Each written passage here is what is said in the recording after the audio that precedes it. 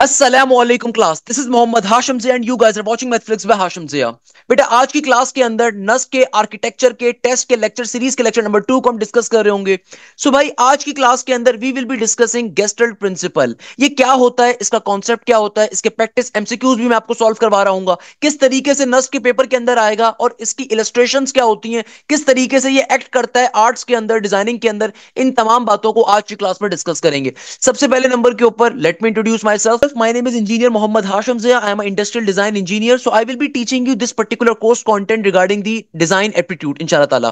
कहने का मकसद क्या है कि वो तमाम बच्चे जो नस्क के आर्किटेक्चर में अप्लाई कर रहे हैं, मैंने लास्ट क्लास में बहुत डिटेल में आपको कोर्स कंटेंट समझाया था, मार्क्स डिस्ट्रीब्यूशन समझाई थी। इसके अलावा मैंने आपको बताया था किस तरीके से हम तैयारी कर रहे होंगे। नस्क की वेबसाइट पे सिर्फ टॉपिक्स गिवन है, तो उन टॉपिक्स के ऊपर कंप्लीट कंटेंट को प्रिपेयर करना with diagram, with illustration, with practice MCQs. इस लेक्चर सीरीज के अंदर मैं आपको तमाम चीजें समझा रहा हूँ, तमाम चीजें बता रहा हूँ। कमेंट सेक्शन में मुझे लाजमी बताइएगा आपको कितनी मजे से मेरी बात समझ में आ रही है, तमाम बातें क्लियर हो रही है, नहीं हो रही है, सो ऑन।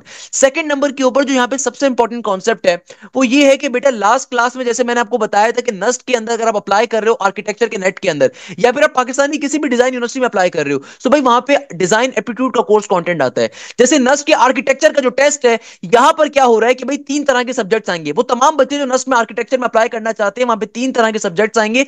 पहले नंबर के ऊपर जो सब्जेक्ट आएगा उसका नाम है डिजाइन एप्टीट्यूड, सही है ना, जो कि 100 एमसीक्यूज का आएगा, 100 एमसीक्यूज का।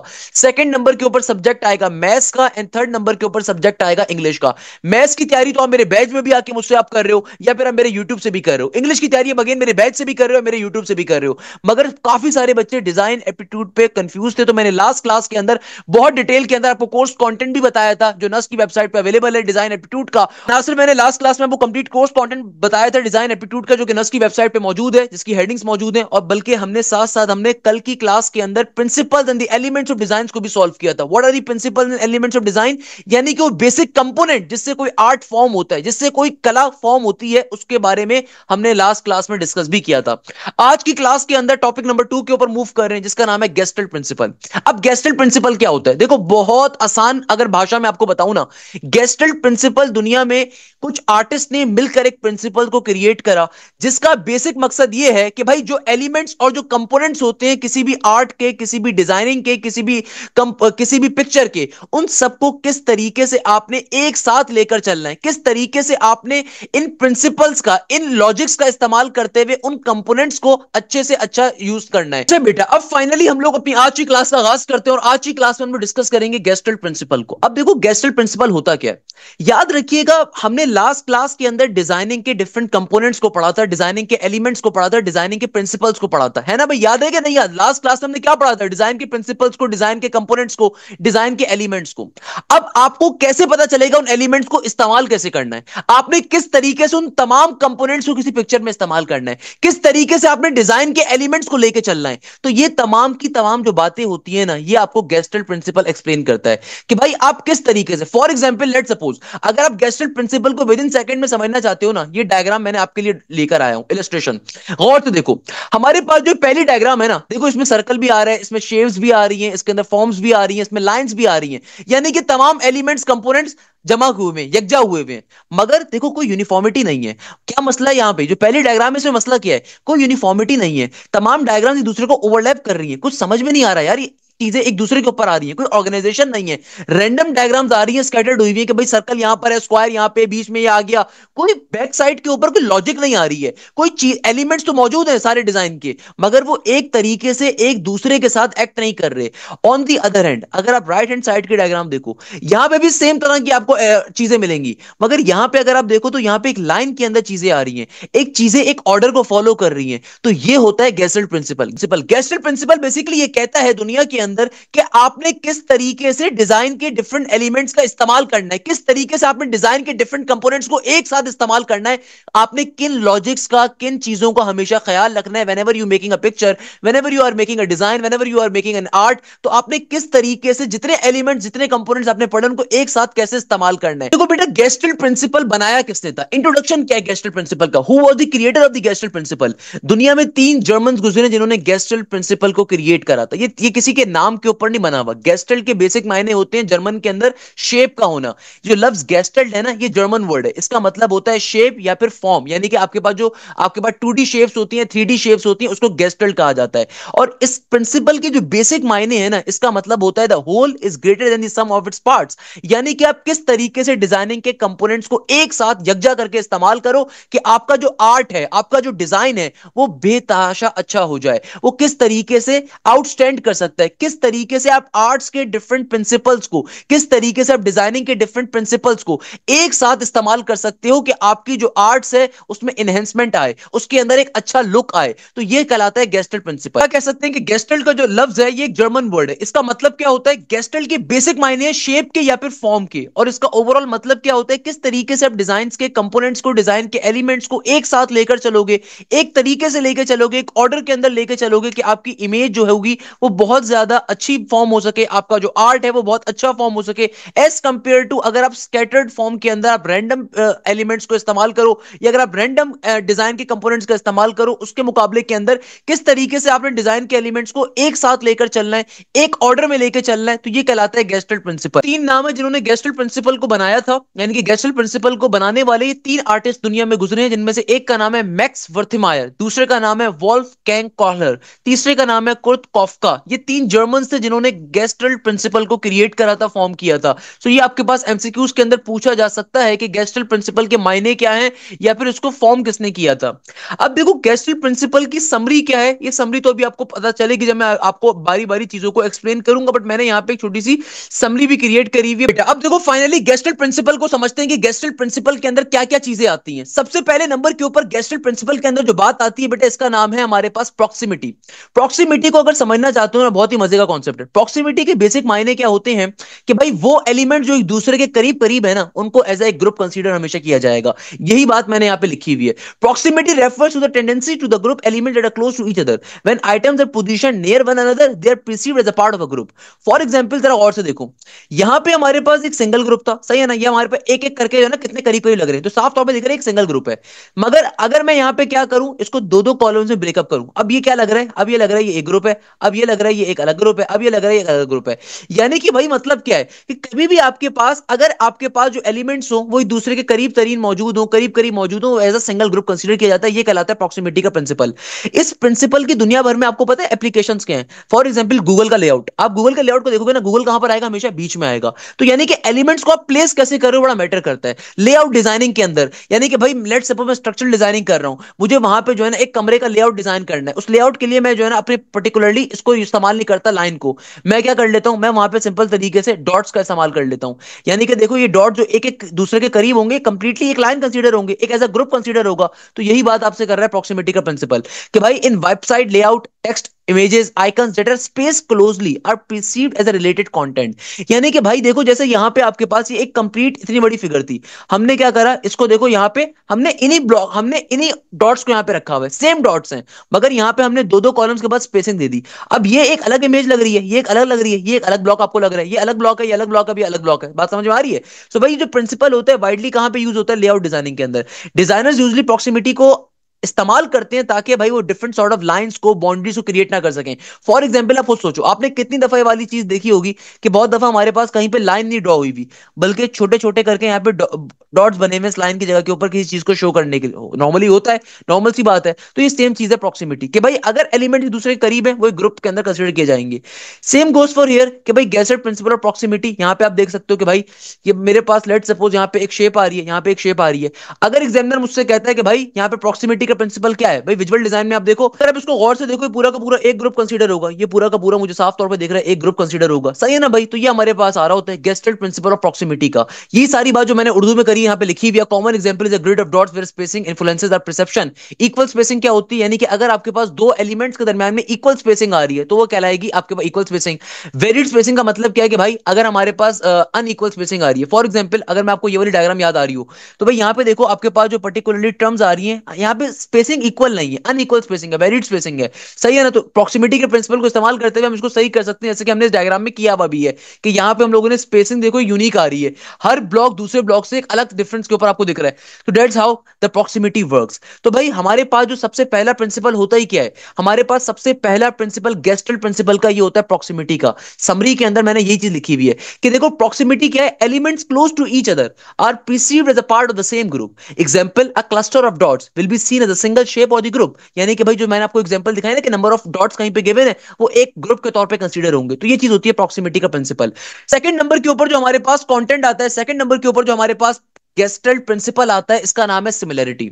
अब देखो सिमिलैरिटी क्या कहता है, सिमिलैरिटी कहता है कि भाई कभी भी तुम्हारे पास अगर सेम एलिमेंट्स आ रहे हो किसी डिजाइन के अंदर, सेम तरह के तुम्हारे पास टर्म्स आ रही हो, सेम तरह की तुम्हारे पास शेप्स आ रही हो, वो एक ब्लॉक कंसीडर होगा, वो एक ग्रुप कंसीडर होगा। यानी कि सिमिलैरिटी का मतलब ये है कि भाई अगर कभी भी आपके पास एक जैसी टर्म्स आ रही हो, फॉर एग्जांपल इस डायग्राम को देखो, यहां पे आपके पास ये जो पर्टिकुलरली शेप्स आ रही है जो पिंक से हाईलाइट हुई हुई है, ये एक जैसी आ रही है, तो ये पूरा का पूरा एक ग्रुप कंसीडर हो सकता है। सिमिलरली देखो ये शेप्स एक जैसी, ये पूरा का पूरा एक ग्रुप है, ये शेप्स एक जैसी है, पूरा का पूरा एक ग्रुप है, ये शेप्स एक जैसी है, पूरा का पूरा एक ग्रुप है। सिमिलैरिटी का प्रिंसिपल ये कहता है कि भाई डिजाइनिंग के अंदर या आर्ट्स के अंदर अगर कभी भी तुम्हारे पास सेम तरह के एलिमेंट्स आ रहे हो तो वो एक ग्रुप कंसीडर होगा। वाइल प्रॉक्सिमिटी क्या कहता था, प्रॉक्सिमिटी कहता था जो एक दूसरे के करीब करीब हो ना, वो एक ग्रुप कंसीडर हो जाएंगे। मगर सिमिलैरिटी क्या कहता है, जो एक जैसी टर्म्स होंगी हमेशा वो एक जैसा ग्रुप कंसीडर होंगी। The principle of similarity state that object that look similar are perceived as a group or pattern. Similarity can occur in terms of shape, size, color और texture. यानी कि शेप में भी हो सकती है, साइज में हो सकती है, कलर में भी हो सकती है, टेक्सचर में भी हो सकती है। एप्लीकेशन क्या है कि भाई कभी भी अगर आपको इंटरफेस बनाना है किसी भी वेबसाइट का, डिजाइनिंग करनी है आपको, कभी आपने देखा कि गूगल के अंदर क्या होता है, एक जी का कलर अलग है, ओ का कलर अलग है, फिर दूसरे ओ का कलर है, फिर एल का है, फिर ई का है। Same goes for different sort of logos. अभी मैं आपको एग्जांपल दिखाऊंगा कि लोगोस के अंदर भी काम हो रहा होता है। तो ये एप्लीकेशन डिजाइनिंग के अंदर बहुत इस्तेमाल होता है कि भाई एक जैसी शेप्स को डालो, फिर एक जैसी शेप्स को डालो, या एक जैसे टेक्सचर को यूज करो। वही सिमिलरली जैसे मैंने यहाँ पे आपको एग्जांपल दिखाई, एग्जांपल उसकी बेहतरीन तरीके कार है। The gestalt principle of similarity explain how our mind naturally group similar elements. भाई ये इंसान की फितरत होती है ना कि एक जैसे एलिमेंट्स को पहले पिक करता है, वो एक उसको एक अंदाजे में देखता है, फिर अगले जैसे एलिमेंट्स को देखता है। नॉर्मल सी बात है, यहीं पे तो एग्जामिनर यही तो बात कर रहा है, ये सारी चीजें यहाँ पे लिखी हुई हैं किस तरीके से हमारे पास gestalt principle of similarity work कर रहा होता है। और इसकी अगर आप समरी भी देखोगे तो समरी में भी यही बात है कि भाई सिमिलैरिटी का कॉन्सेप्ट क्या है कि सिमिलर एलिमेंट्स जो होंगे ना वो हमेशा एक दूसरे के एक ग्रुप में कंसीडर किए जाएंगे। बात को समराइज करूं कि सिमिलैरिटी का प्रिंसिपल क्या कहता है कि जो सिमिलर एलिमेंट्स होंगे हमेशा वो क्या होंगे, एक पर्टिकुलर ग्रुप कंसीडर होंगे। देखो प्रॉक्सिमिटी का प्रिंसिपल क्या कहता था कि जो एलिमेंट एक दूसरे के करीब आ रहे हैं उनको अपने एक सेम ग्रुप का पार्ट कंसीडर करना है, उनको अपने एक सेम ग्रुप में कंसीडर करना है। सिमिलर एलिमेंट्स का कॉन्सेप्ट ये कहता है, सिमिलरिटी का कॉन्सेप्ट ये कहता है कि भाई वो तमाम के तमाम एलिमेंट जो चाहे साइज के अंदर, शेप के अंदर, कलर के अंदर सेम हो, वो हमेशा एक क्या कहलाएंगे, एक सिंगल ग्रुप में यूनाइट होंगे, एक सिंगल ग्रुप वो कहलाएगा, एक सेम ग्रुप के अंदर वो मौजूद होंगे। For example object of the same colour in a pattern group mentally. यानी कि भाई सिंपल तरीके से आप देख लो यहाँ पे जिस तरह हम लोगों ने एग्जांपल ली थी सिमिलैरिटी के कॉन्सेप्ट के ऊपर। देखो बेटा नेक्स्ट प्रिंसिपल जो हमारे पास आता है गेस्टल्ट प्रिंसिपल के अंदर, ये आता है कंटिन्यूटी। मैं इसकी मिसाल आपको कैसे दूं, आपको आपने कभी बचपन के अंदर वो क्लास 1 क्लास 2 क्लास 3 केजी के बच्चों की ड्राइंग की आपने पेपर्स देखे हैं, उसमें क्या होता है, उसमें डॉटेड लाइंस बनी हुई होती हैं। कभी आपने सोचा है वो जो 2 साल का बच्चा है वो इस डॉटेड लाइन के ऊपर कैसे क्या करेगा। अब आप बोलोगे सर ये तो बड़े मजे की हमें चीज लगती थी आर्ट्स के अंदर कि सारे डॉट्स को आपस में कंबाइन कर देना। तो बेटा वो जो बचपन में आप काम करते थे ना उस प्रिंसिपल का नाम होता है कंटिन्यूटी का प्रिंसिपल डिजाइनिंग के अंदर। देखो कंटिन्यूटी का प्रिंसिपल क्या होता है डिजाइनिंग के अंदर, लॉजिक को जरा समझिएगा।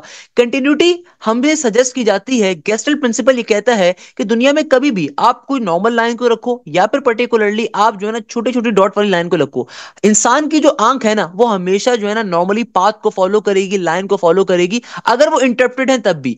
यानी कि देखो फॉर एग्जांपल मैं कहता हूं कि मैं एक सिंगल लाइन रखूं या फिर मैं क्या करूं यहाँ पे जो है ना बहुत सारे डॉट्स के साथ एक लाइन को क्रिएट अप करूं।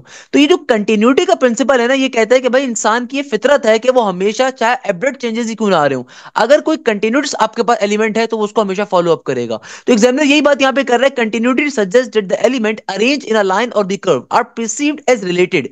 यानी कि भाई वो जो भी एलिमेंट्स एक दूसरे के साथ, जैसे कि मैं यहां पे ड्रॉ कर रहा हूं कि भाई ये जो पूरी की पूरी मैंने आपके पास एलिमेंट्स लिखे, अब ये तमाम के तमाम एलिमेंट्स एक ग्रुप का पार्ट कहलाएंगे क्योंकि ये एक दूसरे से कनेक्टेड है, एक दूसरे से क्या आ रहे हैं, कनेक्टेड आ रहे हैं। तो यही बात कह रहे हैं कि भाई इंसान की जो आंख होती है ना वो नेचुरली फॉलो करती है डिफरेंट लाइंस को और पाथ्स को even if they are interpreted. For example इसकी एप्लीकेशन दे रहा है, the principle help in creating a flow और और guiding the user eye through a design. बचपन में जैसे आप लोग को बचपन में देखते थे क्लास 1 क्लास 2 वाले बच्चों की जो आपके पास वो डिजाइनिंग की कॉपियां होती थी, उसके अंदर डॉटेड लाइंस बनी हुई होती थी। तो यही बात एग्जामिनर कह रहे हैं कि इसकी एप्लीकेशन क्या है, एप्लीकेशन इसकी ये आ रही है जो कि हम सारे जानते हैं बचपन से लेकर आज तक। इन ब्रोशर्स और web pages text and images are often aligned along a curve और a straight line to create a sense of harmony and guide reading. यानी कि भाई ब्रोशर्स वगैरह में क्या होता है, आप इस तरह की लाइनों को देखते हो, आप इस तरह की टर्म्स को देखते हो, तो वे इसलिए लिखी जाती है कि भाई ताकि वो हमारे पास एक अलाइनमेंट के अंदर आ रही हो, एक कर्व के अंदर आ रही हो, ताकि इंसानी आंख जो है इसको तरीके से पढ़ सके। तो यही बात यहाँ पे लिखी हुई है कि कंटिन्यूटी का प्रिंसिपल हमारे पास क्या कहता है। तो देखो भाई, अगर इसकी समरी देखें तो कंटिन्यूटी की समरी क्या होती है, the eye follows a continuous line और a curve perceiving it is a single flow. यानी कि देखो कंटिन्यूटी की हमारे पास बेसिकली क्या है, क्या आपकी समरी है इसकी। देखो इसके कॉन्सेप्ट क्या है कि दुनिया के अंदर जो आंख होती है वो हमेशा लाइन को या कर्व को फॉलो अप करेगी, ये कंटिन्यूस है, उसको क्या कहेगी, as a single flow consider करेगी। नॉर्मल सी बात है, इसी बात को तो भी हमने डिस्कस करा था। Overlapping shape as seen as the continuing lines of the forms. कोई भी हमारे पास ओवरलैपिंग शेप हो, कोई इस तरह की शेप हो, हमें साफ तौर पे दिख रही है एक सिंगल लाइन का पार्ट है, क्योंकि भाई डॉटेड आपके पास कर्व्स आ रहे हैं, तो हमें पता है कि हमारी आंख उसको फॉलो करेगी, उसको एज अ ग्रुप कंसीडर कर रही है। पे देखो एक और तरीके से एक्सप्लेन करा हुआ है कि भाई a string of dot arrange subsequently will lead our eyes to follow that path and be straight और कर्व्ड। जो बात मैंने उर्दू में बताई है बेटा, वो सेम बात यहां पर है कि देखो अगर कभी भी डॉटेड किस्म के कर्व्स आपके पास आ जाए तो आपको साफ तौर पे मालूम होता है कि भाई आपने इनको कंबाइन अप करना है, आपकी आंख उसको फॉलो करती है। तो यही प्रिंसिपल है कंटिन्यूटी का, ये अलग से कोई चीज थोड़ी है, तो बचपन से हम करते हुए आ रहे हैं, मतलब ये तो बहुत ही ऑब्वियस सी चीज है। क्लियर है। अच्छा, नेक्स्ट चीज जो आ रही है ना, ये बड़ी इंटरेस्टिंग आ रही है। I was really interested in teaching this particular part. ये आता है प्रिंसिपल ऑफ क्लोजर। आपने कभी गौर किया है, बहुत सारी दुनिया के अंदर आप डायग्राम्स देखते हो जो कंप्लीट नहीं होती मगर आपको पूरी समझ में आती है। फॉर एग्जाम्पल, ये WWF के अंदर जो पांडा बना हुआ होता है, जरा गौर से देखो। इस पांडे को मैं जूम इन करता हूँ, पांडा तो बड़ा प्यारा सा एनिमल होता है। अगर आप गौर से देखो ना, ये पांडा कंप्लीट नहीं है भाई। इस पांडा की देखो यहाँ पे भी स्पेसिंग है, ये पूरी स्पेसिंग है पांडा के अंदर। ये देखो, ये भी कंप्लीट हिस्सा थोड़ी है, इसका सर भी कंप्लीट नहीं है, समझ रहे हो। मगर आप तमाम लोग इसको पहचान सकते हो कि भैया ये पांडा आ रहा है। ये खूबसूरती है आर्ट की, ये डिजाइन की खूबसूरती है। देखो मेरी कोशिश है इलस्ट्रेशन ज्यादा से ज्यादा लेकर, और आप खुद देखो कितने मजे की पिक्चर है। तो ये जो प्रिंसिपल है ना, ये क्लोजर का प्रिंसिपल कहलाता है कि दुनिया के अंदर जो इंसान की आंख है ना, वो फॉलो करती है हमेशा क्लोजर के प्रिंसिपल को। Closure refers to our mind ability to perceive a complete shape even if it is incomplete. यानी कि ये इंसान की हैसियत के अंदर शामिल है कि भाई एक इंसान जो पिक्चर इनकम्प्लीट है ना, उसको भी कंप्लीट तसव्वुर कर सकता है। ये नॉर्मल सी चीज है। फिर बेटा बात को समझने के लिए जरा इन 3 डायग्राम्स को देखो। सबसे पहले नंबर के ऊपर इस डायग्राम को देखो, देखने में क्या लग रहा है। आप में से बहुत से बच्चे बोलेंगे सर वो पैकमैन जैसी गेम जो आती थी ना, उस जैसी गेम आ रही है। सर ये 4 पैकमैन बने हुए हैं, अगर आप गौर से देखो तो एक कंप्लीट स्क्वायर भी फॉर्म हो रहा है, और फिर ये आपके पास जो है ना सर्कल्स भी फॉर्म हो रहे हैं। तो देखो ऑल दो डायग्राम कंप्लीट नहीं है, but I can see what it is. Same goes for your diagram complete नहीं है, बट मैं देख सकता हूं भाई हमारे पास एप्लीकेशन क्या होती है, the space and create a cleaner look while engage the viewers in the completing the image mentally. और नॉर्मल सी बात है भाई, अगर आप बड़े मजे की इसके ऊपर एग्जांपल मेरे पास एक और भी है। एप्पल का लोगो आप देखो, एप्पल का जो लोगो है वो भी आधा कटा हुआ सेब है ना भाई, आधा कटा हुआ जो सेब है। अब कभी एप्पल ने थोड़ी कहा हमारा पूरा सेब हमारा लोगो है, नहीं, उसने तो आधा कटा हुआ बनाया। तो भाई डिजाइनर इसको बड़ा इफेक्टिव वे में क्रिएट करते हैं। That's why the designing, that the arts is literally a talent. तो यही तो टैलेंट है ना भाई, आप किस तरीके से डिफरेंट प्रिंसिपल्स का इस्तेमाल करते हुए इस तरह की चीज को बना रहे हो कि लोग उसे देखने में मजबूर हो जाए, शाहकार को देखने में मजबूर हो जाए। तो यहाँ पे यही बात एग्जामिनर कर रहे हैं। क्लियर है। अब देखो यही चीज मैंने यहाँ पे लिखी हुई है डिफरेंट और डायग्राम्स के ऊपर कि principle of closure, the image shows incomplete shapes arrange in such a way that mind fills the gap precisely complete such as the circle और a square even the object is not even completed. यानी कि देखो मैंने इसी बात को यहाँ पे एग्जांपल के तौर पे लिखा हुआ है। ये पेपर में आ सकता है कि भाई आपके पास एक डायग्राम आ जाएगी, एग्जामिनर पूछेगा कि भाई इसके अंदर कौन सा प्रिंसिपल अप्लाई हो रहा है। तो प्रिंसिपल ऑफ क्लोजर हमसे क्या कहता है, प्रिंसिपल ऑफ क्लोजर हमसे ये कहता है कि भाई देखो ऑल्दो डायग्राम कंप्लीट नहीं है, बट हम देख सकते हैं कि यहाँ पे स्क्वायर बन रहा होगा, यहाँ पे सर्कल फॉर्म हो रहा होगा, मगर ये कंप्लीटेड तो नहीं है। बात समझ में आ रही है बेटा, it's a very normal thing. अब देखो हमारे पास जो 5वें नंबर के ऊपर गेस्टेड प्रिंसिपल आता है, इसका नाम होता है फिगर ग्राउंड। अब फिगर ग्राउंड क्या चीज होती है, काफी सारे बच्चों को आइडिया नहीं होगा। जरा गौर से देखिएगा बेटा, इस डायग्राम को गौर से देखो। अगेन देखो मेरी कोशिश है कि आपको इलस्ट्रेशन, आपको डायग्राम शो करूं ताकि आपको प्रिंसिपल्स बहुत अच्छे तरीके से समझ में आए। अब देखो अगर आप इस डायग्राम को गौर से देखो ना, पहली नजर में आपको देखेगा कोई हाथी है, पहली नजर में आपको देखेगा there is a elephant. But जब आप मजीद गहराई में जाके इसको देखोगे ना, अगर आप पहली नजर में इस डायग्राम को देखोगे ना, आपको लगेगा there is some sort of an elephant, सही है ना। मगर अगर आप मजीद गहराई में जाके देखोगे तो यहाँ पे एलिफेंट नहीं है भाई। ये आपके पास ट्रीज आ रहे हैं, ये ट्री है, ये ट्री है, ये ट्री है, ये ट्री है। ऊपर आपके पास चांद आ रहा है, और पास देखो चांद आ रहा है, there are the stars available, और साथ साथ यहाँ पे बीच के अंदर कोई डॉट बनाया हुआ है। तो पहली नजर में देखने में क्या लग रहा है कि देखो जो बैकग्राउंड था ना, बैकग्राउंड से धोखा खा गए। बैकग्राउंड चूंकि व्हाइट कलर का मौजूद था, तो हमें लगा कि यार पता नहीं कोई एलिफेंट दिख रहा है। पहली नजर में अगर आप इसको देखोगे ना, आपको यही लगेगा ये एलिफेंट आ रहा है। इसको कहा जाता है हमारे पास डिजाइन, इस कॉन्सेप्ट को डिजाइनिंग की दुनिया में कहा जाता है फिगर ग्राउंड का होना। फिगर ग्राउंड का मतलब ये होता है कि भाई गेस्टल्ट प्रिंसिपल ने ये एक्सप्लेन करा था कि भाई बेतहाशा दफा आप दुनिया में एक ऐसा आर्ट क्रिएट करते हो जिस आर्ट को देखने के बाद लोग ये डिफरेंशिएट नहीं कर सकते कि भाई बैकग्राउंड कौन सा था और फ्रंट कौन सा था। बहुत सारे लोग ये कंफ्यूज हो जाते हैं कि भाई फोकस कौन सा है, तो ऑब्जेक्ट ऑफ फोकस हमारे पास क्या है या बैकग्राउंड क्या है। जो प्रिंसिपल था ना, ये प्रिंसिपल इस बात को एक्सप्लेन करता है कि किस तरीके से आपने अपना फोकस पॉइंट कहां पे रखना है, आपने अपना बैकग्राउंड कहां पे रखना है। क्योंकि हमारी जो आंख होती है वो अक्सर धोखा खा जाती है। इस तरह के आर्ट्स एग्जिस्ट कर सकते हैं जो कि बैकग्राउंड और फ्रंट एंड को कंफ्यूज कर दिया जाए, जैसे यहां पे किया जा रहा है। फर्स्ट प्रिंसिपल को फिगर ग्राउंड प्रिंसिपल कहा जाता है। इसकी दुनिया भर में बेतहाशा एप्लीकेशंस हैं भाई आर्ट्स के अंदर, कि आप इस तरह की इमेज अपनी क्रिएट करो कि अगले बंदा समझ ही ना सके। बहुत से केसेस के अंदर उसको बड़ा क्रिएटिव माइंड लगाना पड़े कि भाई किस तरीके से अटेंशन कहां पे देनी है। तो इससे बड़ी जो है ना आपके पास एक अपीलिंग आती है आपके आर्ट के अंदर, आपके डिजाइन के अंदर। बेटा अगर इसी टॉपिक को हम समझना चाहते हैं तो मैं आपके सामने एक और जरा डायग्राम लेकर आ रहा हूं। जरा इस डायग्राम को गौर से देखो। आपको पहली नजर में लग रहा होगा कि एक खातून है और बहुत खूबसूरत खातून है भैया। यहाँ पे उनके बाल चाल आ रहे हैं, ये उनकी लिपस्टिक आ रही है, यहाँ पे उनकी आंख है, एक आंख इधर आ रही है। पहली नजर में देखने में ये लग रहा है। ये बेहतरीन एग्जांपल है गेस्टल प्रिंसिपल की। क्या कह रहा है? अगर आप इसको थोड़ा सा और गौर से देखोगे ना, सो यू विल फील, आपको एक कला नजर आएगी कि यार नहीं, ये खातून तो नहीं है यार, ये तो एक बंदा है। ये तो एक बंदा है, उसके मुंह के अंदर कोई चीज है। ये उसके मुझे पैर भी दिख रहे हैं यहाँ पे, ये उसके दो पैर आ रहे हैं। ये आगे पता नहीं उसका क्या निकला हुआ है, और ये एक बंदा सा खड़ा हुआ है। या फिर आप इसको एक और तरीके से अगर अपनी गहराइयों में जाके देखो तो आपको लगेगा यार ये बंदा तो हारमोनियम टाइप कोई चीज जो होती है अपने मुंह में लेके बैठा हुआ है और ये उसको बजा रहा है। ये देखो उसकी नाक आ रही है, उसके बाल आ रहे हैं। तो अगेन आप पे डिपेंड करता है आप आर्ट को कैसे देखते हो, आप किस तरीके से डिजाइन को अपने पास रिसीव कर पा रहे हो, आप किस तरीके से इस तरह का आर्ट कर रहे हो। अब देखो इस आर्ट को बनाने में आपको लग रहा है मजाक है, ये मजाक नहीं है। जिसने भी क्रिएट करी होगी उसकी बड़ी थिंकिंग होगी बैक साइड के ऊपर उसकी, कि भाई किस तरीके से मैंने क्या क्रिएट करना है। फॉर एग्जाम्पल आप अगर यहाँ पे देखो फिगर ग्राउंड के ऊपर एक और बड़ी अच्छी एग्जाम्पल आ रही है। स्टार्टिंग में हमें क्या लग रहा है कि भाई ये एक एक अलग औरत आ रही है, ये एक अलग औरत आ रही है, इनके दो मुंह आ रहे हैं, हमें स्टार्टिंग में लग रहा है। मगर अगर आप थोड़ी सी डेप्थ में जाके देखो तो आपको लगेगा यार यहाँ पे तो ये कोई ब्रैकेट सा आ रहा है, ये रूल तो नहीं है। आप थोड़ा सा और से इसको देखो, थोड़ा सा इसको एज्यूम करो कि ये किस तरह की फिगर आ रही है। भाई ये एक परफेक्ट एग्जांपल है फिगर ग्राउंड की, कि भाई आपको कंफ्यूज कर दिया जाता है इलस्ट्रेशन के अंदर, आपको इल्यूजन में डाल दिया जाता है। एक इल्यूजन क्रिएट कर दी जाती है कि आप सोचने में मजबूर हो जाओ कि जो आप चीज देख रहे हो ये वाकई में वही है या डिफरेंट है। तो इस प्रिंसिपल को जो चीज अफेक्ट करती है ना, उसका नाम है फिगर ग्राउंड। फिगर ग्राउंड यही बात करता है कि भाई आप जो है ना अपनी इमेज के अंदर एक ऐसी इल्यूजन डाल दो, एक डेप्थ डाल दो कि देखने वाला मजबूर हो जाए, उसकी तारीफ किए बगैर ना रहे। फॉर एग्जाम्पल देखने में आपको लग रहा है ये हाथी खड़ा हुआ है, एक एलिफेंट खड़ा हुआ है, मगर जब आप डेप्थ में जाते हो तो आपको पता चलता है कि जिसने बनाई होगी ना पिक्चर, उसने क्या यहाँ पे कमाल की डिजाइनिंग करी है, उसने यहाँ क्या कमाल का आइडिया लिया है, उसने क्या कमाल का आर्ट इस्तेमाल किया है। कि देखो यहाँ पे आपको कंफ्यूज हो गए आप कि यार ये हाथी है कि एक नॉर्मल आपके पास एनवायरमेंट आ रहा है जहां पे आपके पास ट्रीज और आपको चांद सितारा दिख रहा है, सो ऑन। मगर अगेन आपको स्टार्टिंग में नहीं समझ में आएगा, तो ये एक इल्यूजन के अंदर डाल देना कि डिजाइनर नॉर्मली इसको इस्तेमाल करते हैं ताकि उनकी पिक्चर जो हो वो सोचने पे मजबूर कर दे अगले बंदे को। तो ये एक बहुत इंपॉर्टेंट कॉन्सेप्ट होता है गेस्टल्ट प्रिंसिपल का। सो आगे मूव कर सकते हैं। अब देखो यही सारी बातें मैंने यहाँ पे लिखी हुई है कि भाई गेस्टल्ट प्रिंसिपल के अंदर हमारे पास ये चीजें जो आ रही हैं कि हमारे पास इस तरीके की ये बेसिक मैंने यहाँ पे तमाम बातें जो मैंने आपको बताई वहां पे मैंने लिखी हुई है। अच्छा बेटा अब देखो हमारे पास जो नेक्स्ट गेस्टल्ट प्रिंसिपल आता है ये आता है सिमेट्री एंड ऑर्डर का। इसके ऊपर आप कई एग्जांपल्स को भी ले सकते हो। देखो इसका मतलब क्या है, इसका अच्छा एक और नाम होता है, इसका जर्मन वर्ड होता है प्रेगनेंस। इसका मतलब ये होता है कि यार आपकी जो शेप है ना वो एक कोहेरेंट स्ट्रक्चर के अंदर आए, आपकी जो शेप है वो एक सिमेट्रिकल ऑर्डर। प्रिंसिपल का मतलब क्या होता है कि यार आपकी जो शेप आ रही है ना, आपका जो भी प्रिंसिपल है ये कहता है कि भाई तुम्हारी जो शेप आ रही है वो एक सिमेट्रिकल ऑर्डर के अंदर हो, यानी कि भाई वो प्रॉपर्ली ऑर्डर के अंदर अरेंज हो, तभी इंसान की आंख को वो अच्छे भी लगेंगे और वो ज्यादा ट्रस्टवर्दी भी होंगे। इसकी एप्लीकेशंस क्या है, दुनिया भर के जितने लोगोज हैं मेजॉरिटी लोगोज वो इसी को फॉलो अप करते हैं कि भाई जो सिमेट्रिकल लोगो होता है ना, सिमेट्रिकल लोगो का मतलब क्या, एक बैलेंस्ड, यानी कि भाई मैंने पहले भी आपको बताया था सिमेट्रिकल लोगो का मतलब क्या होता है, बैलेंस्ड होना, यानी कि एक सिमेट्रिकल शेप यानी कि बैलेंस शेप। जैसे देखो यहाँ पे दो शेप्स आ रही हैं, ये भी बैलेंस नहीं है, तो यानी कि अब क्या है, ये बैलेंस है कि भाई आपके पास लाइन ऑफ सिमेट्री के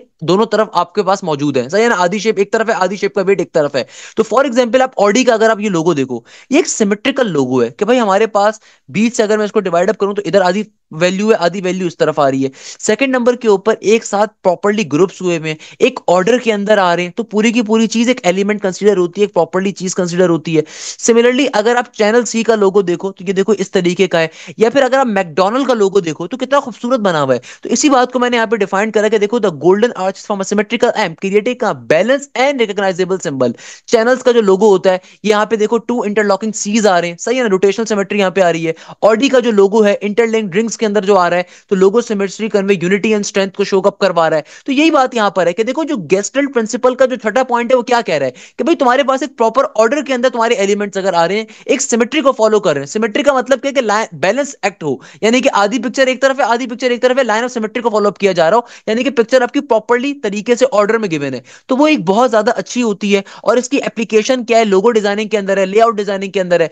symmetrical logo is easy to process and often perceived as the more professional and trustworthy, normal सी बात है। और इस बात को भी मैंने यहाँ पे डिफाइन भी करा हुआ है। अब देखो हमारे पास जो नेक्स्ट प्रिंसिपल आता है गेस्टल्ट का, इसका नाम होता है कॉमन फेट। कॉमन फेट का मतलब क्या होता है कि भाई वो तमाम के तमाम एलिमेंट जो किसी एक डायरेक्शन के ऊपर मूव कर रहे हो, उनको एज ए ग्रुप कंसीडर किया जाएगा।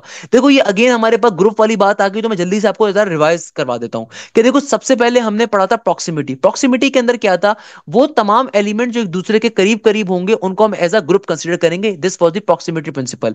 Then there was a similarity principle. Similarity के प्रिंसिपल हमने पढ़ा था कि वो तमाम एलिमेंट जो एक जैसे होंगे, जो एक जैसे दिखते होंगे, जो एक जैसे होंगे शेप में, साइज में, कलर में है, उनको हम एज अ ग्रुप कंसीडर करेंगे। देन थर्ड नंबर पे हमने कंटिन्यूटी का प्रिंसिपल पढ़ा था, जिसके अंदर ये बात थी कि यार देखो तो हमारी जो आंख होती है, अगर वो डॉटेड लाइंस भी कहीं पे आ जाए, कहीं पे आपके पास वेवी के अंदर डॉटेड स्ट्रक्चर भी आ जाए, तो हमेशा आंख उसी को फॉलो करेगी। तो एक कंटिन्यूटी चल रही है, यानी कि तो कंटिन्यूटी का प्रिंसिपल था। Then we discuss the closure principle. इसके अंदर क्या खास बात थी कि यार अगर दुनिया में कोई पिक्चर कंप्लीट ना भी हो, आपकी आंख उसको फिर भी कंप्लीट मान लेती है, क्लोजर का प्रिंसिपल था। Then we discuss the figure ground. Figure ground का मतलब ये था कि यार तरह की पिक्चर को, इस तरह की कला को, इस तरह की आर्ट को क्रिएट करना कि वो डबल मीनिंग हो। डबल मीनिंग चीजें सिर्फ जिंदगी में आपकी बातों में नहीं होती बेटा, डबल मीनिंग चीजें आर्ट के अंदर होनी चाहिए। तो यानी कि देखो आर्ट में आपको दिख कुछ रहा है वो कुछ और, तो है ना, दिख कुछ और रहा है कुछ और, तो ये फिगर ग्राउंड कहलाता है। Then we discuss this symmetry and order concept कि भाई आप जो भी पिक्चर ले रहे हो, आप जितनी भी अच्छी इस्तेमाल कर लो, अगर उसको एक बैलेंस नहीं करोगे, एक सिमेट्री में नहीं लेकर आओगे, वो कभी भी अच्छी नहीं लगेगी। ये था हमारा छठा principle. Then there is now seventh principle. इसका नाम होता है कॉमन फेट। कॉमन फेट का मतलब ये होता है कि अगर कभी भी एलिमेंट एक सेम डायरेक्शन के अंदर मूव कर रहे हैं, तो बेटा वो क्या कहलाएंगे, वो एक सिंगल ग्रुप कहला रहे होंगे। वो आपके पास प्रिसीव किया जाएगा एक ग्रुप के तौर पे या एक पैटर्न के तौर के ऊपर। फॉर एग्जाम्पल डिफरेंट एनिमेशंस के अंदर इस्तेमाल होता है, इंटरैक्टिव डिजाइन के अंदर इसका इस्तेमाल होता है। Multiple elements may move together integrate a connection, यानी कि जब एलिमेंट्स एक साथ मूव कर रहे होते हैं, वो एक कनेक्शन को शो करते हैं, एक पैटर्न को शो करते हैं, एक आपके पास ग्रुप को शो करते हैं। तो ये हमारे पास इसकी एग्जांपल्स क्या आ गई, for example arrow moving towards a single point. For example हमारे पास ये फिशेस हैं, ये एक डायरेक्शन के अंदर मूव कर रही हैं, ये पूरे की पूरा एक ग्रुप कंसीडर होगा ना बेटा। देखो ये फिशेस हैं, एक डायरेक्शन में मूव कर रही हैं, एरोस कहीं पे एक डायरेक्शन के अंदर मूवमेंट शो कर रहे हो, उस सारा का सारा क्या आता है towards the final principle of the gestalt. Gestalt साहब ने अपना जो फाइनल प्रिंसिपल दिया हुआ है क्या है, पैरेललिज्म के ऊपर है। Parallelism involves aligning the elements in a way that makes them seem related, यानी कि भैया आप इस तरीके से अपने एलिमेंट्स को प्लेस करो जो एक दूसरे से इंटरलिंक हो, एक दूसरे से मिलते हुए हो। फॉर एग्जांपल लाइंस या ऑब्जेक्ट जो है हमारे पास moving in parallel are group together. For example देखो यहाँ पे मेरे पास ये ऑब्जेक्ट्स एक तरीके से मूवमेंट में शो करवा रहा हूँ, ये ऊपर से लाइनें गिर रही हैं या यहां से लाइनें गिर रही हैं। अगर आप और से इस गहराई में जाओ इसके आर्ट के अंदर, तो मैं कह सकता हूं कि देखो ये आपके पास चीज है, फिर ये आपके पास यहाँ है, फिर ये इधर है, फिर ये इधर है, फिर ये इधर है। अब देखो ये पैरेललिज्म का कॉन्सेप्ट ये है ना कि भाई तुम्हारे पास सिंपल तरीके से क्या आ रहे हैं, ये जो ऑब्जेक्ट्स हैं ये एक दूसरे के पैरेलल पैरेलल के ऊपर शो हो रहे हैं। ये मूविंग ऑब्जेक्ट दूसरे के क्या शो हो रहे हैं, इन पैरेलल के ऊपर मूव कर रहे हैं। तो हम इसको क्या कह सकते हैं, इसको हम कहते हैं parallelism concept of the gestalt principle. For example हमारे पास जो रोड के साइंस होते हैं, आपने कभी रोड्स के ऊपर देखा हो, इस तरीके के पैरेलल एरोज बने हुए होते हैं, या किसी भी डिजाइनिंग शेप के अंदर अगर आप देख लो तो हमारे पास इस तरह के बहुत सारे एरोज होते हैं कि भाई जो डिफरेंट तरह की चीजों को रिप्रेजेंट करवा रहे होते हैं। यानी कि एक एरो ऐसे बना हुआ है, देन आपके पास एग्जामिनर कह रहा है एक एरो ऐसे बना हुआ है, या फिर आपके पास और कोई इसके ऊपर टाइप आ जाए कि भाई हमारे पास क्या हो जाए, एलिमेंट्स एक दूसरे के पैरेलल के ऊपर मूव कर रहे हैं, या एलिमेंट दूसरे के पैरेलल के ऊपर प्लेस किए हुए हैं। इसमें लाइंस भी हो सकती हैं, इसमें ऑब्जेक्ट्स भी हो सकते हैं। तो बेसिकली क्या चीज शो करता है, पैरेललिज्म के कॉन्सेप्ट को रिप्रेजेंट करता है। अब अगर मैं आपको इन आठों प्रिंसिपल्स की एक छोटी सी समरी बताऊं ना, जो समरी मैंने स्टार्टिंग में लिखी हुई थी, ताकि आपको बातों को समझना बड़ा आसान हो जाए। देखो इनमें से बहुत सारी बातें बहुत बेसिक होंगी, जो कि आपको लगेगा सर ये तो बहुत बच्चों वाली है, तो उस तमाम की तमाम चीजें आपको यहाँ पे क्लैरिफाई हो जाएंगी। कि देखो दुनिया के अंदर गेस्टल्ट प्रिंसिपल के अंदर हमने सबसे पहले नंबर के ऊपर अगर हम इसकी समरी को देखें, हम लोगों ने गेस्टल्ट प्रिंसिपल को कंप्लीटली अभी पढ़ लिया। अब अगर मैं इसको एक ओवरव्यू आपको करवाऊं ना कि गेस्टल्ट प्रिंसिपल कहता क्या है, ओवरव्यू पेपर में क्वेश्चंस कैसे आ रहे होंगे, तो भाई पेपर में थ्योरेटिकल क्वेश्चंस बहुत आएंगे इस टॉपिक से, सही है ना। इसके ऊपर किस तरह के क्वेश्चंस आएंगे एग्जांपल्स के, मैं वो भी अभी आपको एक्सप्लेन करता हूं। मगर सबसे पहले एक ओवरव्यू देख लेते हैं समरी का। देखो मैंने समरी यहां पे इसलिए लिखी थी कि जब हमने एक दफा डिटेल में कॉन्सेप्ट्स को पढ़ लिया, समरी के ऊपर जाते हैं। कि देखो प्रॉक्सिमिटी का प्रिंसिपल सबसे पहला प्रिंसिपल था। ये क्या कहता है, ये कहता है कि भाई अगर एलिमेंट्स दुनिया में कभी भी एक दूसरे के करीब करीब आ रहे होंगे तो वो एक ग्रुप का पार्ट कहलाएंगे। इस चीज को हमने डिस्कस करा। देन हमारे पास आता है सिमिलैरिटी का प्रिंसिपल। हमारे पास सिमिलैरिटी का प्रिंसिपल हमसे क्या कहता है, सिमिलैरिटी का प्रिंसिपल हमसे ये कहता है कि भैया अगर तुम्हारे पास कभी भी एलिमेंट्स एक जैसे सिमिलर एलिमेंट्स आ रहे होंगे तो वो पूरे के पूरे एक ग्रुप का हिस्सा कहलाएंगे। यानी कि देखो प्रॉक्सिमिटी में ये था कि अगर करीब करीब जो एलिमेंट्स होंगे वो सारे के सारे ग्रुप का पार्ट कहलाएंगे। सिमिलैरिटी में ये होता है कि भाई वो एलिमेंट जो सेम साइज हो, सेम शेप हो, सेम कलर हो, वो हमारे पास एक दूसरे के क्या होंगे, एक दूसरे के ग्रुप। भाई वो एलिमेंट जो एक दूसरे जैसे होंगे, एक सेम शेप के ऊपर होंगे, सेम साइज के ऊपर होंगे, सेम कलर के ऊपर होंगे, तो हम उनको हम क्या बोलेंगे कि भैया वो एक पर्टिकुलर ग्रुप का हिस्सा आ रहे हैं। For example object of the same colour and so on. Then हमारे पास क्लोजर की प्रॉपर्टी आई। क्लोजर की प्रॉपर्टी क्या कहती है, the mind fills in a gap to complete the incomplete shapes. यानी कि भाई दुनिया के अंदर बहुत दफा आप ऐसी शेप्स को देखते हो जो कि कंप्लीट नहीं होती हैं, मगर आपका माइंड जो होता है उसको खुद ही कंप्लीट अप कर लेता है। जैसे यहाँ पे हमारे पास एक यहाँ पे क्लोजर की एग्जांपल आ रही है, अगर आप गौर से देखो ना, ये हमारे पास कोई प्लेनेट आ रहा है, मगर ये प्लेनेट पूरा कंप्लीट नहीं है, और ये आपके पास देखो ये पर्टिकुलरली आधा इनकम्प्लीट है, मगर हम इसे कंसीडर कुछ ना कुछ कर सकते हैं, सही है ना। हम इसे कुछ ना कुछ कंसीडर कर सकते हैं फिर भी। सिमिलरली अगर मैं देखूं तो हमारे पास नेक्स्ट हमने प्रिंसिपल पढ़ा था कंटिन्यूटी का। कंटिन्यूटी का मतलब ये होता है कि भाई दुनिया में जो भी तुम्हारी आंख होती है ना, वो आंख फॉलो करती है कंटिन्यूस लाइन को, कर्व को, ऑल्दो अगर वो पर्टिकुलरली डॉट्स की फॉर्म में ही क्यों ना हो। ये कंटिन्यूएशन का आपके पास सिंपल तरीके से गेस्टल का प्रिंसिपल होता है। देन कम दी फिगर ग्राउंड। फिगर ग्राउंड का मतलब ये होता है कि ऑल्दो हमारी जो ऑब्जेक्ट है ना, हम बहुत दफा नहीं कर पाते, हम बहुत दफा अपने बैकग्राउंड को और अपनी एक्चुअल जो शेप होती है उनके दरमियान डिफरेंशिएट नहीं कर पा रहे होते।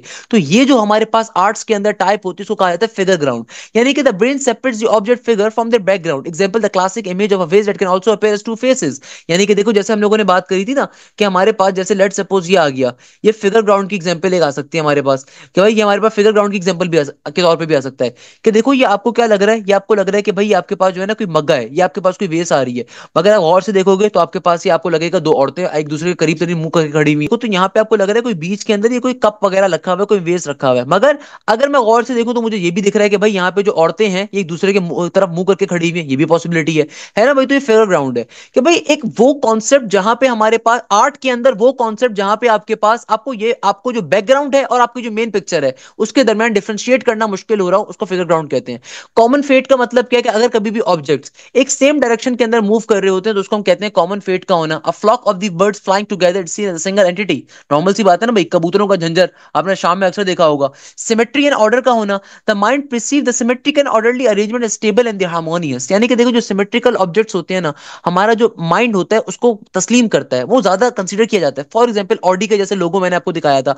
अब अगर यार आप खुद सोचो, अगर आपके पास ऑडी का लोगो ऐसे करके बना हुआ होता तो किसी को अच्छा लगता नहीं लगता ना यार, बहुत से केसेस के अंदर, सही है। तो कहने का मकसद ये कि हमारा जो माइंड होता है ना, ये नॉर्मली सिमेट्रिकल शेप्स को जो एक ऑर्डर के अंदर अरेंज हुई हो उनको बड़ा पसंद करता है, बैलेंस डिजाइन को बड़ा पसंद करता है, प्लीजिंग होते हैं। सेम चीज यहां पे भी डिफाइन करी हुई है डिफरेंट एग्जांपल्स का। गुड फिगर कौन सी होती है, अगर ऑब्जेक्ट्स एक दूसरे के करीब करीब मौजूद हैं, ग्रुप टुगेदर हैं, तो ये गुड फिगर है। प्रॉक्सिमिटी का मतलब क्या है कि भैया सिंपल तरीके से objects tend to be grouped together if they are close to each other. Proximity का प्रिंसिपल सेम बात आ रही है। सिमिलैरिटी यानी कि एक जैसे ऑब्जेक्ट्स जो आ रहे होंगे हमारे पास वो एक ग्रुप का हिस्सा कहलाएंगे। ये क्लोजर का प्रिंसिपल देखो, यहाँ पे क्लोजर का डिफरेंट आपके पास डायग्राम बनी हुई है, अच्छी डायग्राम आ रही है कि यहाँ पे देखो सर्कल सर्कल सर्कल आ रहे हैं, बीच में स्क्वायर आ रहा है, ऑल्दो कंप्लीट फिगर नहीं है मगर साफ तौर पर हमारा माइंड पढ़ सकता है। ये कंटिन्यूएशन का आ रहा है। When there is an intersection between two और more object people tend to perceive each object as a single uninterrupted object. इसको भी आप ऐसे भी पढ़ सकते हो। सिमिलरली यहाँ पे सिमेट्री का आ रहा है, देन कंटिन्यूएशन का आ रहा है, तो वही सेम बातें जो हमने ऑलरेडी डिस्कस करी हुई। अब जरा इसके एमसीक्यूज को देखने के भाई नस्ट के अंदर किस तरीके से एमसीक्यूज पेपर में आएंगे। आप लोगों को डिस्क्रिप्शन के अंदर ये पीडीएफ फाइल मिल जाएगी, परेशान होने की जरूरत नहीं है। अब जरा इसके साथ साथ वो भी देख लेते हैं।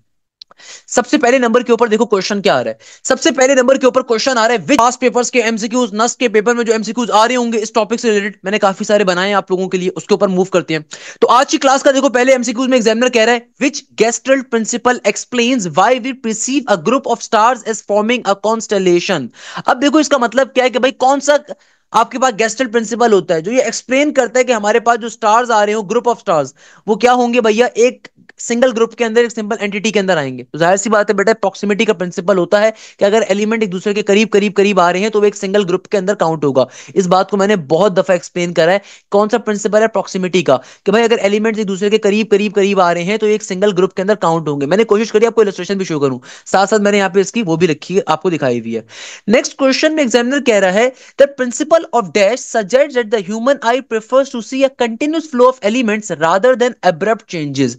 यानी कि देखो एग्जामिनर क्या कह रहा है, एग्जामिनर कह रहा है कि भाई कौन सा वो प्रिंसिपल है गेस्टल्ट का जो ये कहता था कि जो इंसान की आंख है उसे कंटिन्यूशन का शौक है, उसे अब्रप्ट चेंजेस का नहीं शौक है। तो भाई ये प्रिंसिपल होता है कंटिन्यूटी का। क्योंकि देखो उसके पीछे रीजन क्या है। फॉर एग्जाम्पल इस डायग्राम को देखो, आपके पास पहले क्या था, अगर मैं इसको आपको थोड़ा शो करके दिखाऊं ना, हमारे पास देखो पहले ये वाली चीज थी। अगर मैं इसको इस फॉर्म में कन्वर्ट कर दूं, आप खुद बताओ आपको कौन सी चीज अच्छी लगेगी आपकी आंखों के लिए। आप बोलोगे सर ये क्वांटिटी ज्यादा अच्छी है क्योंकि यहाँ पे कंटिन्यूशन आ रही है।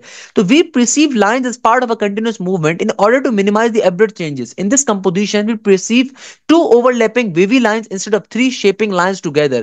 यानी कि यहाँ पे देखो तीन शेप्स फॉर्म हो रही हैं, यहाँ पे सिर्फ आपके पास दो लाइनें आ रही हैं, दो शेप्स फॉर्म हो रही हैं। तो इंसान की आंख को क्या चीज पसंद आएगी, आफ्टर वाली। ये कंटिन्यूटी का कॉन्सेप्ट होता है। यही चीज हमने यहाँ पे एक्सप्लेन भी करी थी ऊपर कंटिन्यूटेशन के अंदर, कि भाई हमारे पास जो गेस्टल्ट प्रिंसिपल कंटिन्यूटी होता है, ये सजेस्ट करता है कि ह्यूमन की आई को कंटिन्यूस पैटर्न्स को, कंटिन्यूस फ्लो को देखने का ज्यादा शौक है, रादर देन बहुत बड़े बड़े चेंजेस आ जाएं। सही है ना। अच्छा, what principle is at work when we fill the missing part of a circle perceive it is complete? जाहिर सी बात है भाई, प्रिंसिपल ऑफ क्लोजर होता है। ऑल्दो वो कंप्लीट नहीं है बट हमें कंप्लीट दिख रहा है, तो इसका मतलब क्या है, प्रिंसिपल ऑफ क्लोजर के ऊपर आ रहा है। हमने इसी बात को यहाँ पे शो भी किया हुआ है। अच्छा, अब देखो आगे एग्जामिनर कह रहा है which principle helps in distinguish an object from its background. यानी कि दुनिया के अंदर वो कौन सा प्रिंसिपल है जो कि भैया इस बारे में बात करता है कि बैकग्राउंड और फ्रंट की इमेजेस के अंदर डिफरेंस क्या होगा। वो कौन सा प्रिंसिपल है जो बात करता है कि बैकग्राउंड के अंदर क्या होगा, फ्रंट के अंदर क्या होगा। वो कौन सा प्रिंसिपल है जो बात करता है कि भैया आपने इल्यूजन को क्रिएट करना है कि नहीं करना। वो होता है फिगर ग्राउंड का। ये तो हमने बहुत डिटेल में पढ़ा था। गौर से देखो यहाँ पे अगेन आपके पास, आपको लग रहा है एक कप आ रहा है, अगर आप थोड़ी दूर से देखोगे ना आपको लगेगा कप है, मगर आप थोड़ी सी गहराई से जाके देखोगे ना आपको लगेगा कि दो खवातीन या दो मर्द आपस के अंदर कुछ करने की कोशिश कर रहे हैं, मगर वो एक अलग चीज है। द पॉइंट इज दैट कि यहाँ पे ये इल्यूजन क्रिएट किया हुआ है। सही है ना।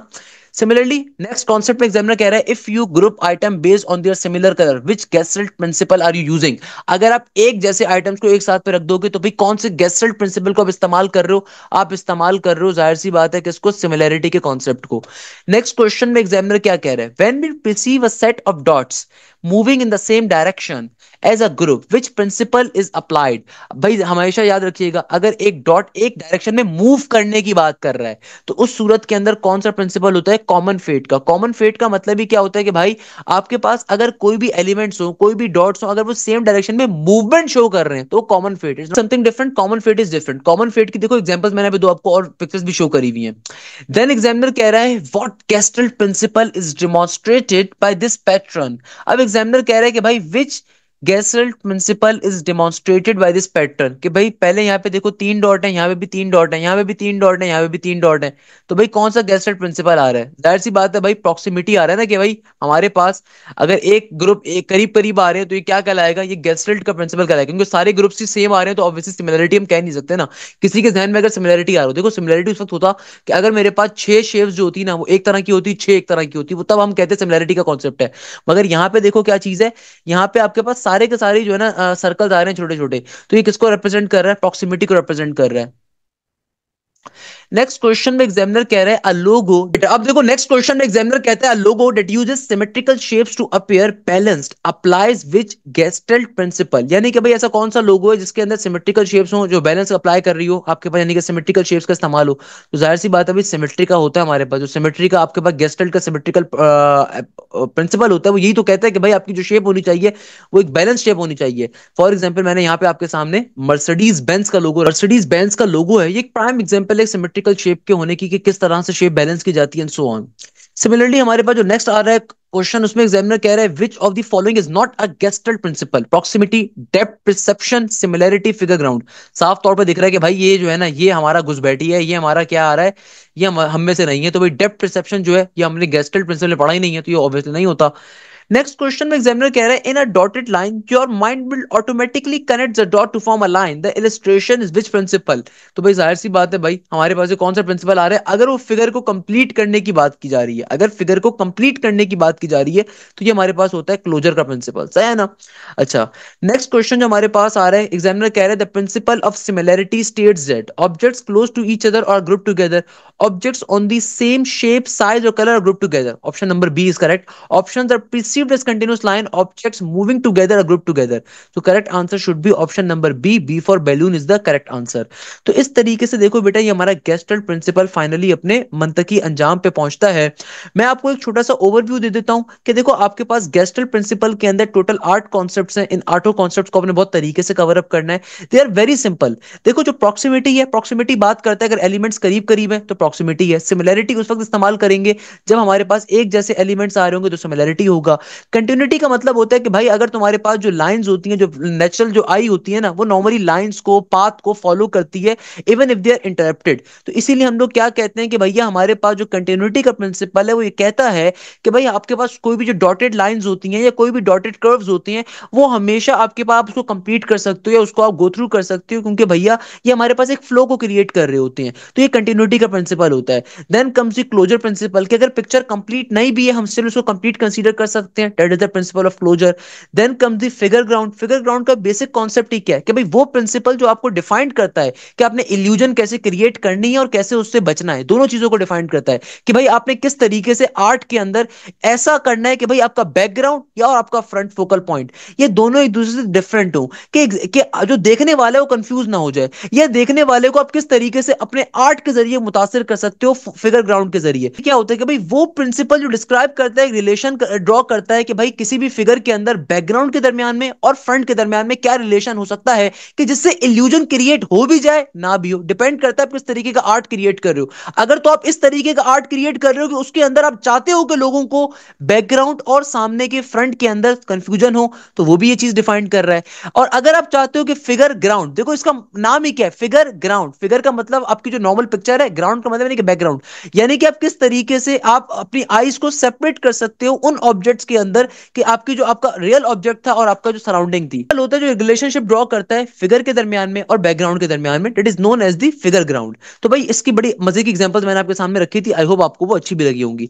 देन ऑब्वियसली हमारे पास आता है सिंपल तरीके से सिक्स्थ के ऊपर सिमेट्रिकल एंड ऑर्डर प्रिंसिपल। इसका मतलब ये होता है कि भाई आपकी जो शेप है, आपकी जो फिगर है, वो हमेशा सिमेट्री को अगर फॉलो करेगी, अगर वो बैलेंस शेप होगी, यानी कि ना एक तरफ ज्यादा झुक रही होगी ना एक तरफ ज्यादा गिर रही होगी, तो वो हमेशा आंखों को अच्छी भी लगेगी और वो हमेशा बैलेंस पिक्चर कहलाएगी, जो कि हमेशा पसंद की जाएगी। Then comes the common fate. Common fate और कंटिन्यूटी में देखो डिफरेंस होता है। कंटिन्यूटी बात करती है एक सिंपल लॉजिक की, क्या हमारी आंख को नेचुरली अच्छा क्या लगता है कि भाई आपकी जो एक लाइन को, हमारी जो आंख होती है उसको एक पाथ को फॉलो करना अच्छा लगता है, एक लाइन को फॉलो करना अच्छा लगता है।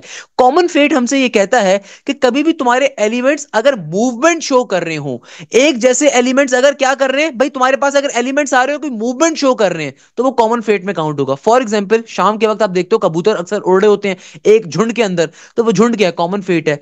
बर्ड्स आपकी उड़ रही हैं, वो कॉमन फेट के अंदर आ गया। देन पैरेललिज्म आता है। पैरेललिज्म का मतलब क्या होता है कि भैया आपके पास जो भी आपके एलिमेंट्स आ रहे हैं, जो एक जैसे एलिमेंट्स हैं, लाइंस हो गए, ऑब्जेक्ट्स हो गए, जो दूसरे के पैरेलल के ऊपर अगर मूव कर रहे हैं और उनको हम एक जैसा ग्रुप में काउंट कर लें, वो पैरेललिज्म कहलाता है।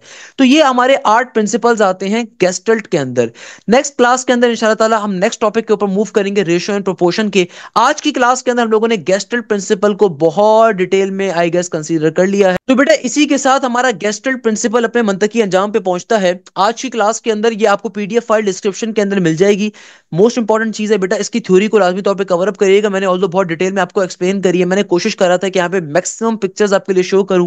देखो सिमिलैरिटी हो गया, प्रॉक्सिमिटी हो गया, कंटिन्यूशन हो गया, फिगर ग्राउंड हो गया, आपके पास देन प्रेगनेंस हो गया, क्लोजर हो गया। प्रेगनेंस का मतलब होता है सिमेट्री वगैरह, जो हमने पढ़ा भी है अभी। तो हमने इन तमाम चीजों को डिस्कस करा, आपका होमवर्क किया है, इनको लाजमी तौर पे गो थ्रू करें, इन प्रैक्टिस क्वेश्चन को सॉल्व करें और कोशिश करें कि इन लेक्चर सीरीज को लाजमी तौर पे अपने दोस्तों के साथ, जानने वालों के साथ शेयर करें। यहीं पे इस क्लास को एंड करेंगे उस उम्मीद के साथ कि आप जाएं जैसे खैरियत होंगे। मुझे बहुत सारी दुआओं में याद रखिएगा। जज़ाक अल्लाह, thank you so much. Hashim Jai signing of.